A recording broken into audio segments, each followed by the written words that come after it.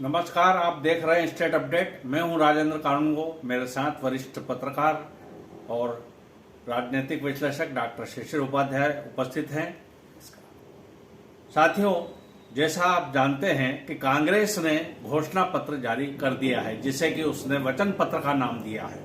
वचन पत्र में कांग्रेस ने हर वो मुद्दे लिए हैं जो पिछले चुनाव के टाइम में उसने उन मुद्दों को छुआ था और आम जनता को और दूसरे सभी वर्गों को साधने का उसने प्रयास किया है। कर्मचारियों का तक ध्यान तो रखा है, किंतु जो पेंशनर्स हैं उनके बारे में उसने कुछ कहा नहीं है। जो छत्तीसगढ़ की जो एक धारा है बनने के बाद की, उसके बारे में उनका कोई जिक्र नहीं है। तो मैं अपने साथी डॉक्टर शिशिर उपाध्याय से चाहूंगा कि वे इसका थोड़ा सा विश्लेषण करें कि ये वचन पत्र में आखिर क्या कहा है उन्होंने। नमस्कार। चूंकि भारतीय जनता पार्टी और कांग्रेस दोनों अपने अपने दावे कर रहे हैं। भारतीय जनता पार्टी ने भी बहुत लंबे समय तक अपने घोषणा पत्र जारी करने के बाद उसको 100% पालन करने की बात कही है।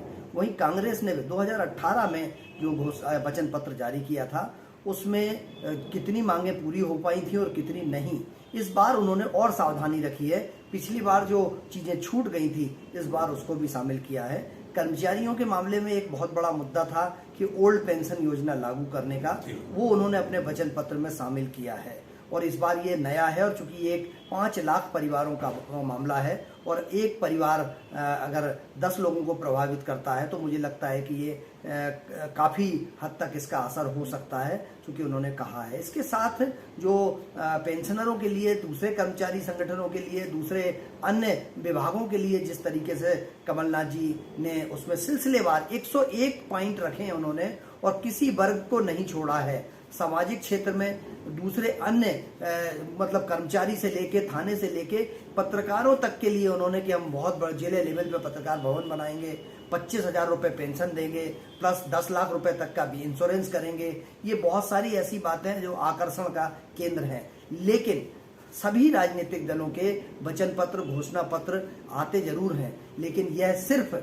लुभावने होते हैं, सिर्फ लुभाने के लिए होते हैं। मेरा ये मानना है कि कांग्रेस का जो वचन पत्र आया है ये इलेक्शन कमीशन में जमा हो और इलेक्शन कमीशन और इनसे पूछे कि जब आप अगर सत्ता में आ जाते हैं तो इसको कैसे पूरा करेंगे, ये पैसा कहां से आएगा, इस पर मुद्दों पर चर्चा होना चाहिए। मुख्यमंत्री शिवराज सिंह चौहान जी ने जिन योजनाओं को लागू किया है उन्हीं को आगे बढ़ाते हुए 1500 रुपये लाडली बहना को देने की बात कही है, 450 रुपये में या 500 रुपये में सिलेंडर देने की बात करी है। इन्होंने एक बात और कही है कि 100 यूनिट बिजली माफ और 200 यूनिट हाफ।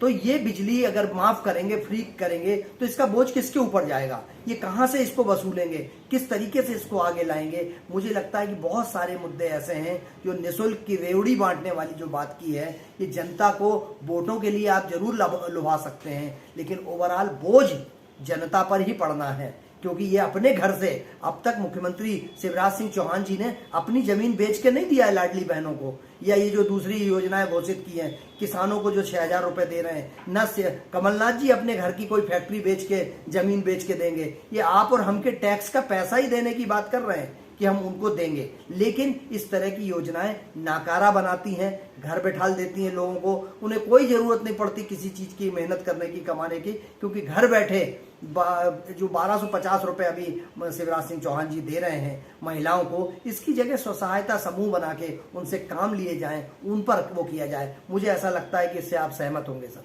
बिल्कुल। महिलाओं को जो लाडली बहना के नाम से जो पैसा दिया जा रहा है, बुद्धिजीवी वर्ग इसका बिल्कुल विरोध कर रहा है और ये निश्चित रूप से आपके हमारे जेब से ही ये पैसा वसूल होना है, इसमें कोई दो मत नहीं है। साथियों, ये चर्चा आपको कैसी लगी? यदि इसको आप कृपया अंत तक जरूर देखें और इस वीडियो को आप अच्छा लगा हो तो लाइक करें, शेयर करें और अधिक से अधिक इसको सब्सक्राइब करें। मुझे और डॉक्टर शिशिर उपाध्याय को दें अनुमति। नमस्कार।